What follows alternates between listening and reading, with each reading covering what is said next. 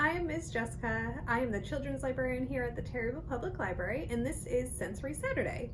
Today on Sensory Saturday, I'm going to show you how to make water beads. So water beads start out as these tiny, tiny beads. I got these just on Amazon. It happens to be a Master Beads brand.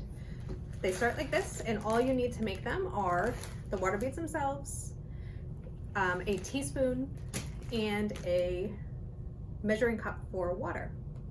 This particular water bead is just one leveled teaspoon of beads for each 3 cups of water. So here is a close-up of these beads before they have been put into water. They're very, very tiny. These are non-toxic and they are reusable. All I did was put 1 teaspoon of the beads themselves per every 3 cups of water, and I put them in a large container. I've had these sitting here for about 3 days, and they got up to this size. So they're pretty big, they can bounce, and there are tons of stuff you can do with them. So like I said, some of the things you could do with these are put them in a big bin and just play with them. You can just stick your hands in there. You could try to identify the different colors. There's purple and blue and green. Kids can just squish them or talk about how they feel. When they squish, they do break apart into smaller pieces.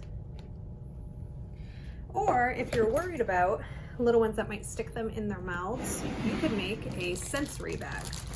So all you need for that is a big Ziploc.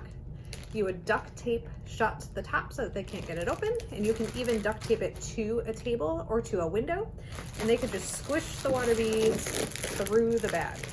I would get rid of any extra air so they can really feel those water beads and move them around. And actually this way, it doesn't matter how long you have them in there. Sometimes if you have them in a bin or something, they can start molding because it is just water trapped up into a container. In the bag, as long as you're keeping it shut, you don't have to worry about that. You can reuse these beads. All you would need to do is to lay them out flat until they shrink back up until that tiny little size. I hope you liked this Sensory Saturday, and I hope you have lots of fun with it. Thanks for joining me.